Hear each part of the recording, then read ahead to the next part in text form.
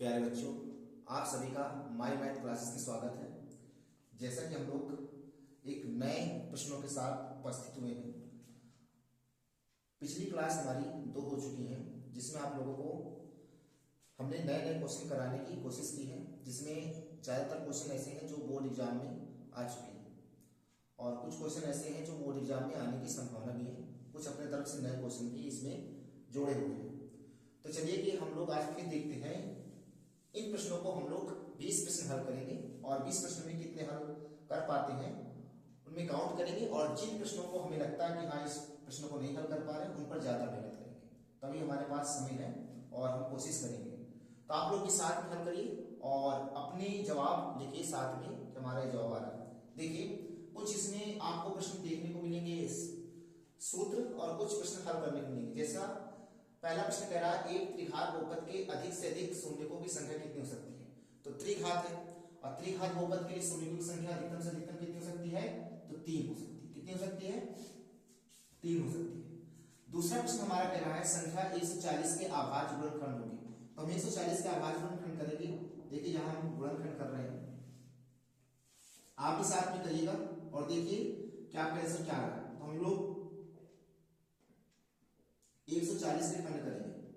140 के खंड करेंगे तो 2 से काटेंगे 2 से 14, 2 शून्य शून्य, फिर 2 से काटेंगे 2 23 6 बचे तो 5 10, फिर 5 से काटेंगे 5 से 35 और फिर 7 कदम 7। यहां पर आप लिखोगे अभाज्य गुणनखंड।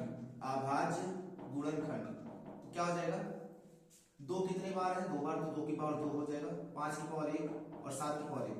तो आपको कौन सा विकल्प सही है, 2 की पावर 2 गुणे 5 गुणे 7, कौन सा सही है, सी नंबर। इसी प्रकार हम चलते हैं तीसरे प्रश्न पर। इसमें कह रहा समांतर श्रेणी -5 -1 3 7 डैश का सारांतर होगा। अब आप लोगों को पता होगा कि सारांतर हमारा क्या होता है। हम अपने दूसरे पद को पहले पद से घटाएंगे, जो आएगा वही हमारा क्या होगा, सारांतर होगा। तो चलिए चलते हैं अपने तीसरे प्रश्न पर और इसको हल करते हैं। तीसरा प्रश्न क्या है, -5 हमारी श्रेणी दी, -5 -1 3 7 डैश करके दिया। अगर -1 को 5 से घटाएंगे तो पहला सारांतर निकलेगा। -1 को -5 से घटाएंगे तो कितना आएगा हमारे पास, -1 +5 अर्थात कितना आ जाएगा 4, वो भी प्लस का। इसी प्रकार हम दूसरी को चेक कर लेते हैं कि क्या उसमें भी यही अंतर आ रहा है। तो दूसरे पद को पहले पद से घटाएंगे तो हम दूसरा पद हमारे पास 3 है और पहला पद हमारे पास -1, अर्थात हम यहाँ पर लिखेंगे -1 अर्थात d2 भी कितना आ रहा है 4। इस आधार पर हम कह सकते हैं कि सारांतर हमारा क्या आ जाएगा 4। तो हमारा विकल्प भी कौन सही है, डी नंबर है। अब हम चलते हैं चौथे प्रश्न पर। इसमें कह रहा है द्विघात समीकरण ax² + bx + c = 0 है, तो विविधकर ज्ञात कीजिए। और आप लोगों को पता होगा विविधकर का सूत्र क्या होता है, हम लोगों को बताया गया है d बराबर, अगर ऐसा समीकरण दिया जाए तो d बराबर विविधकर होता है b² - का 4ac। अब ऑप्शन ढूंढिए कौन सही, जिसमें पहला ही सही है यानी b² - का 4ac। अब हम चलते हैं पांचवें प्रश्न पर, जिसमें हमारे एक सूत्र दिया है, जिसमें आप लोगों को कक्षा 5 में, कक्षा 6 में, 7 में पढ़ाया गया होगा। भाज्य, भाजक, भागफल और शेषफल में संबंध क्या होता है। हम जानते हैं भाज्य बराबर क्या होता है, भाजक गुणे भागफल प्लस शेषफल। आपने ऑप्शन को देखते हैं, जो सही होगा वही हमारे है। भाज्य बराबर भाजक गुणे भागफल प्लस शेषफल, यही सही। अगर दूसरे भी चेक करते हैं तो भाज्य बराबर शेषफल गुणे भागफल। शेषफल गुणे भागफल नहीं होता, शेषफल प्लस होता है। तो भाजक यहाँ लिखा है, यहाँ भाज्य होता है। तो ये वाले ऑप्शन और ये वाले ऑप्शन गलत है, बाकी वो तो नहीं। तो हमारा क्या होता है, भाज्य बराबर भाजक गुणे भागफल प्लस शेषफल। अब चलते हैं हम अगले क्वेश्चन पर।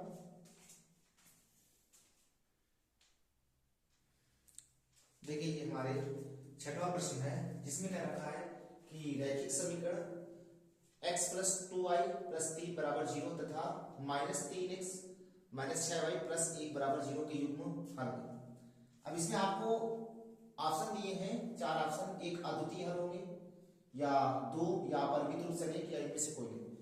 तो ऐसे सवालों को हम लोगों को हल करने के लिए सबसे पहले हमें पता होना चाहिए कि इनको हम मानक में कैसे लिखेंगे, अर्थात तुलना किससे कराएंगे। तो तुलना कराने के लिए आप x + 2y + 3 = 0, इसको आप समीकरण फर्स्ट मानोगे, और -3x - 6y और प्लस का 1 = 0 समीकरण क्या मानोगे 2, और इसको हम लिखेंगे a1x + b1y + c1 = 0 समीकरण 1।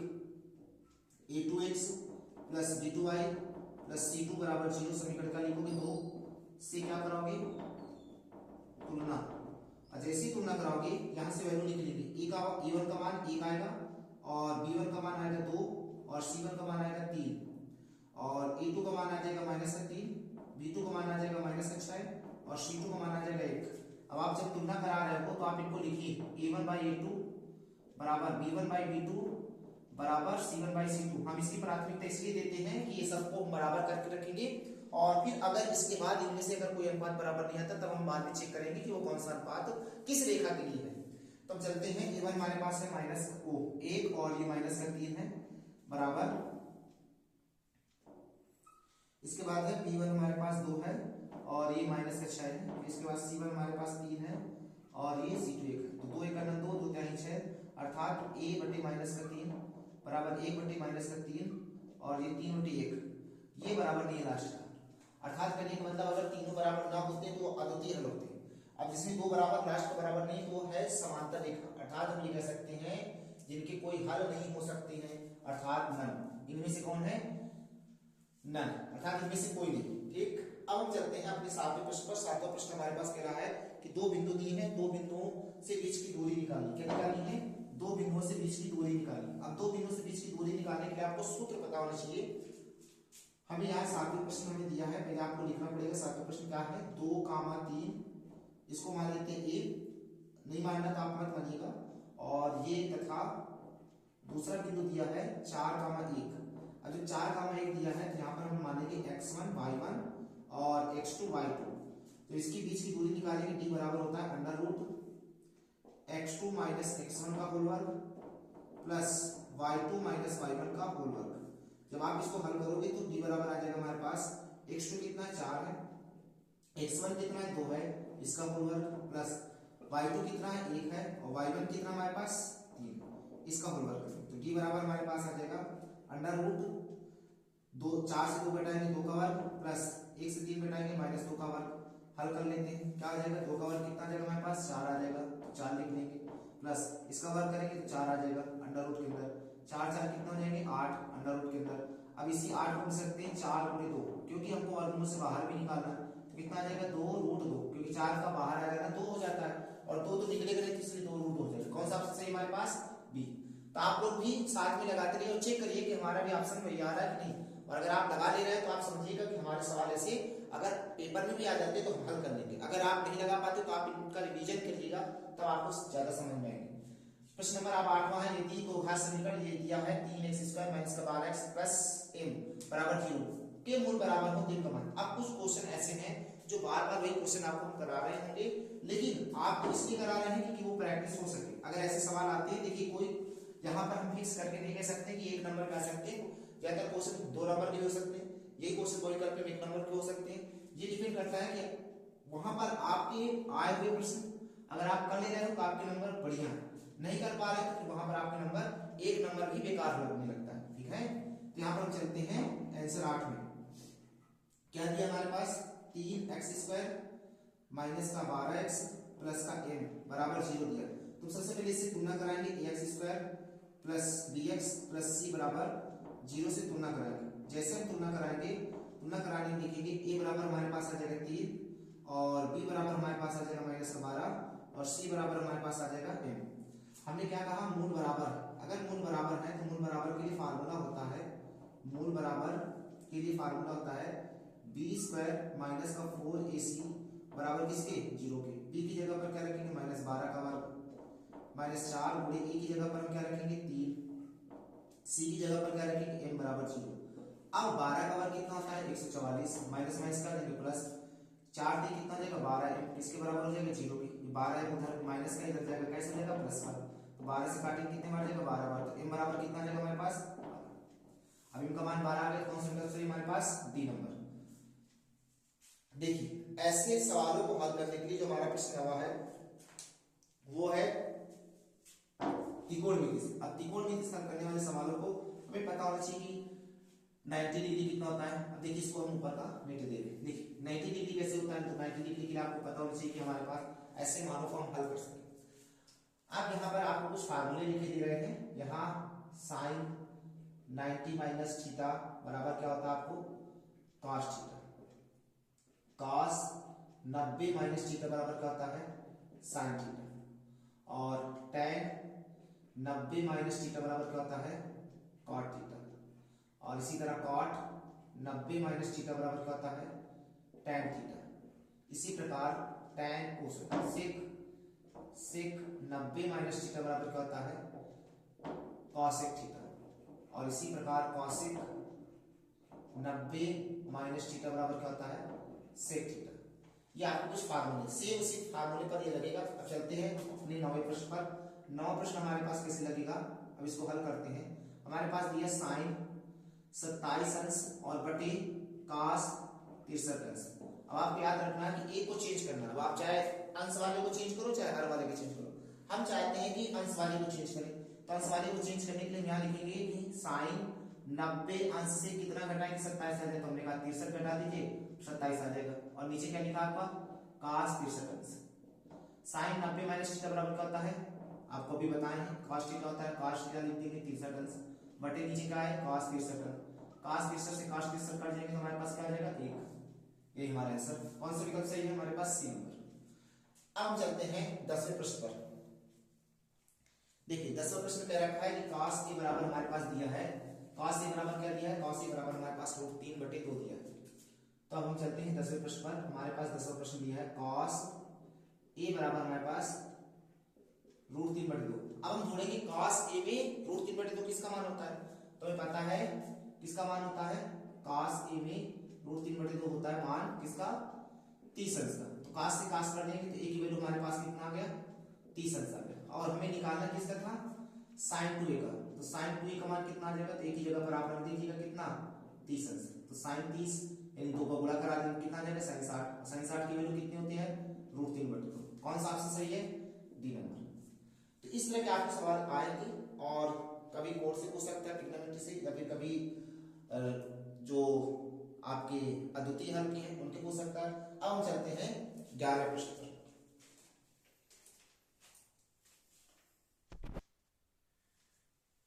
देखिए हमारा प्रश्न 11 जो है अब ये कुछ सवाल हल करने के लिए जिसमें आपके संभवतः हमने इस बार वो विकल्प भी नहीं रखा है। तो ये 4 नंबर के भी आने की संभावना हो सकती है। हमने 11 से 15 तक सवाल लेना है और जो बिना बहुविकल्पी का आपको सवाल बता करके बताना है वो हल करके ये कौन सा आंसर हो सकता है। कह रहा है एक समबाहु त्रिभुज ABC में भुजाएं 2a है तो प्रत्येक की शीर्ष लंब होगी। देखिए यहां हल करने का कोशिश करते हैं। अगर हम इसको हल करेंगे प्रश्न 11 तो हम पहले समबाहु त्रिभुज लेते हैं। और समबाहु त्रिभुज क्या है जिसकी सभी भुजाएं बराबर हो ABC अर्थात ये 2a की है ये भी 2a की है ये भी 2a की। इसकी शीर्ष लंब पूछा है तो शीर्ष लंब क्या करेंगे हम यहाँ से D 90 अंश का कोण बनाएंगे अर्थात शीर्ष लंब डालेंगे। क्या लिखेंगे त्रिभुज ABC में भुजा BC पर लंब क्या हमारे पास ED। जब BC पर लंब ED है तो ये जो भुजा थी वो 2a की थी तो a में बढ़ गई। कितने में बढ़ गई a में बढ़ गई। तो हम यहाँ पर लेंगे त्रिभुज समकोण यानी ADB में समकोण के ठीक सामने भुजा कर्ण AB का वर्ग कर्ण के ठीक सामने भुजा लंब ED का वर्ग प्लस आधार BD का वर्ग। तो AB हमारे पास कितना दिया है 2a का वर्ग। ED हमें निकालना है इस बार क्योंकि वो शीर्ष लंब की लंबाई है और BD हमें दिया 1 का वर्ग। तो 2 का वर्ग 4 a² बराबर ED का वर्ग प्लस a²। अब हम इस a² को उठा के इधर ले जाएंगे तो हमारे पास आ जाएगा 4a² माइनस a² बराबर हमारे पास आ जाएगा ED का वर्ग। ये कितना आ जाएगा 3a² किसके बराबर हो जाएगा ED का वर्ग। इधर से वर्ग उठाएंगे इधर क्या चल जाएगा अंडर रूट किसके बराबर हो जाएगा ED के। तो a² से a बाहर निकल आएगा √3 अंदर रहेगा बराबर किसको देगा ED के। तो हमारे पास जो शीर्ष लंब की लंबाई है वो क्या आ जाएगी यहाँ से इसकी शीर्ष लंब की लंबाई आ जाएगी a√3। यही हमारा आंसर हो जाएगा। अब हम चलते हैं 12वें प्रश्न पर। 12वें प्रश्न में क्या रखा है निम्नलिखित सारणी का माध्य होगा। अब आप सारणी का माध्य कैसे निकालेंगे तो इनको हल करते हैं। पीछे सवाल इस तरह के हम लोगों ने कर चुके हैं जिसमें समांतर मार्ग निकालने के लिए ऐसे सवाल बहुत आते हैं, तो आप इनको थोड़ा सा ध्यान दीजिएगा। 12वें प्रश्न पे एक तरफ हम क्या लिखेंगे वर्ग अंतराल, एक तरफ हम लिखेंगे वर्ग अंतराल और एक तरफ हम लिखेंगे बारंबारता, एक तरफ लिखेंगे बारंबारता। अब हम इनको जब हल करेंगे तो 1 से 3 तक ये हमारे पास दिया है और फिर इसके बाद 3 से 5 दिया है, फिर 5 से 7 दिया है और फिर 7 से 9 दिया है और फिर 9 से 11 दिया है। यहाँ पर बारंबारता हमारे पास 3 दिया है, 2 दिया है, 4 दिया है, 2 दिया है और 3 दिया है। तो इससे हम पद निकालेंगे। पद हमारे पास क्या देंगे, 1 का 3 में जोड़ेंगे 4, 4 का आधा 2 हो जाएगा, 3 और 5 8, 8 का आधा 4 हो जाएगा, तो 2 2 के अंतर आने ये हो जाएगा 6 और ये हो जाएगा 8 और ये हो जाएगा 10। हम जब आगे हल करेंगे तो हमारे पास जो भी आएगा वो आ जाएगा fi और xi निकालेंगे। तो 3 का 2 में गुणा करेंगे 6, 2 का 4 में गुणा करेंगे 8, 4 का 6 में गुणा करेंगे 24 और 2 का 8 में गुणा करेंगे 16 और 3 का 10 में गुणा करेंगे हमारे पास 30 आ जाएगा। अब हम जो पद हमारे लिए जोड़ने वाले हैं उनको हम जोड़ेंगे। जोड़ने वाले कौन कौन से हमारे पास हैं, तो जोड़ने वाले हैं ये सिग्मा fi जोड़िए, 3 2 5 4 9, 9 में 2 जोड़ेंगे 11, 11 3 कितना देंगे 12 और ये वाला पद भी हमारे पास जोड़ने वाला सिग्मा fi xi, कितना आ जाएगा सिग्मा fi का xi 6 8 14, 14 में 4 जोड़ेंगे 18, 18 6 कितना देंगे 24, 24 की 4 में से लगे 2, 2 2 4 4 1 5, 5 3 8। अब हमें क्या निकालना है, निकालना ये है x बार यानी समांतर माध्य सिग्मा fi xi बटे सिग्मा fi। तो हमारे पास सिग्मा fi xi कितना है 84 और ये कितना निकला 12, 12 को भाग देंगे 12 से कितना हो जाएगा 84, अर्थात कितना आ जाएगा x बार बराबर 7। ये हमारे प्रश्न का हल है। अब हम चलते हैं अगले प्रश्न 13वें प्रश्न पर। अब देखिए 13वां प्रश्न क्या है हमारे पास, 13वां प्रश्न क्या रखा है 1 प्लस tan स्क्वायर बटे 1 प्लस आठ स्क्वायर। अब आप इसको कैसे हल कर सकते हैं ये आपको ध्यान में रखना है। हमारे पास दिया है 1 प्लस tan स्क्वायर a बटे 1 प्लस cot स्क्वायर a। अब ध्यान से देखिए हम जानते हैं वी नो दैट कि 1 प्लस tan स्क्वायर a बराबर क्या होता है sec स्क्वायर a, तो आप इनका sec स्क्वायर लिख सकते हो, और 1 प्लस cot स्क्वायर a बराबर होता है cosec स्क्वायर होता है, cosec स्क्वायर। इसकी जगह पर आप रखिएगा क्या रखेंगे sec स्क्वायर a, यहाँ sec स्क्वायर a रखेंगे और इसकी जगह पर आप क्या रखेंगे cosec स्क्वायर a, यहाँ पर cosec स्क्वायर a रखेंगे। अब आप इनको चेंज कर सकते हो, अगर cos sec को नीचे लेकर आओगे तो क्या हो जाएगा 1 cos स्क्वायर हो जाएगा, और जब आप sec को cos sec को ऊपर ले जाएंगे तो आप क्या हो जाएगा sin स्क्वायर a हो जाएगा। अगर इसको सही से लिखोगे तो sin स्क्वायर का 1 में गुणा करेंगे sin स्क्वायर a हो जाएगा और नीचे क्या हो जाएगा cos square a। sin square cos square किसके बराबर होता है tan स्क्वायर के, यही हमारा आंसर हो जाएगा। तो आप इनको कैसे भी हल कर सकते हैं ये आप पर निर्भर करता है। हमने यहाँ पर फार्मूले में पता था सर्वसमीकरण कि 1 प्लस tan स्क्वायर बराबर क्या होता है sec square, 1 plus cot square बराबर क्या होता है cosec स्क्वायर, तो हमने इसको हल कर लिया। अब हम चलते हैं 14 पृष्ठ पर। देखिए 14 पृष्ठ आपका क्या कह रहा है इसको समझते हैं। 14 पृष्ठ कह रहा है sin 2a बराबर हमें दिया है 2 sin, तो हमें किसका मान निकालना है कोण a का। तो यहाँ पर हमें पता है sin 2a बराबर दिया हुआ है 2 sin a, और वी नो दैट हमें यहाँ पता है कि sin 2a किसके बराबर होता है, क्या लिख सकते हैं sin 2a का फार्मूला क्या होता है, sin 2a बराबर होता है 2 sin a into cos a, ये हम निकाल सकते हैं। तो इसकी जगह पर आप रखिएगा 2 sin a into cos a किसके बराबर हो जाएगा 2 sin a के, 2 sin a से 2 sin a कट जाएंगे, किसके बराबर हो जाएंगे cos a किसके बराबर आ जाएगा 1। अब थोड़ी cos a में a किसका मान होता है, तो हम यहाँ कह सकते हैं cos a में cos का जो 1 होता है वो किसका मान होता है 0 अंश का, तो cos से cos कट जाएंगे, a का मान कितना आ जाएगा 0 अंश। इस तरह हम प्रश्न कर सकते हैं जो 14वां प्रश्न। अब हम चलते हैं अगले प्रश्न पर।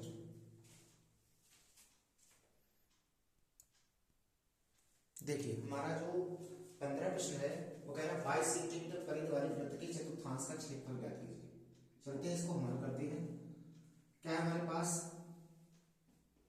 15वां क्वेश्चन 22 सेंटीमीटर परिधि वाले वृत्त के चतुर्थांश का क्षेत्रफल ज्ञात कीजिए। अब 22 सेंटीमीटर वृत्त की परिधि, तो वृत्त का परिधि क्या होती है, परिधि की वृत्त का परिधि हमें दिया हुआ है कितना है 22 सेंटीमीटर, और होता क्या परिधि 2 पाई r, किसके बराबर रखेंगे 22 सेंटीमीटर के। तो यहाँ से r निकालेंगे तो ये इसको काटेंगे तो 11 बार जाएगा, तो पाई का वैल्यू रखेंगे 22/7, r किसके बराबर हो जाएगा 11, 11 दूना 22, तो r बराबर कितना हो जाएगा 7/2 सेंटीमीटर। अब जब 7/2 सेंटीमीटर आ गया तो हम वृत्त का क्या निकालेंगे, चतुर्थांश का क्षेत्रफल। चतुर्थांश का क्षेत्रफल, चतुर्थांश का क्षेत्रफल क्या होता है, चतुर्थांश का क्षेत्रफल होता है 1/4 पाई r स्क्वायर। 1/4 गुणे पाई की वैल्यू 22/7 गुणे r की वैल्यू कितनी है 7/2, स्क्वायर है तो 2 बार लिख देंगे 7/2 7/2, ये से क्या हो जाएंगे कट जाएंगे, 2 से काटोगे कितने बार जाएगा 11 बार, हल करोगे 11 सके 77 और 4 गुना कितना हो जाएंगे 8 सेंटीमीटर स्क्वायर। ये हमारा आंसर है। अब हम चलते हैं अपने 16 प्रश्न पर। 16 प्रश्न क्या है हमारे पास, क्या रखा है कि कुछ आप लोग के माध्य और बहुलक दिए। अच्छा, इसमें माध्य कितना दिया है, वे 16 नंबर में समांतर माध्य कितना दिया है, समांतर माध्य हमारे पास दिया है कितना 32, और माध्यिका की बहुलक कितना दिया है। अच्छा, ये माध्यिका निकालना, क्या निकालना होगा माध्यिका, तो यहाँ पर हमें बहुलक कितना दिया है, तो बहुलक हमें दिया है कितना, बहुलक दिया हमारे पास 35, तो माध्यिका हमें निकालनी है, क्या निकालनी है माध्यिका। और हम जानते हैं सूत्र क्या होता है, बहुलक बराबर लिखेंगे, बहुलक बराबर करता है 2 समांतर माध्य 2 माध्य माइनस 3 माध्यिका, माइनस 3 माध्यिका।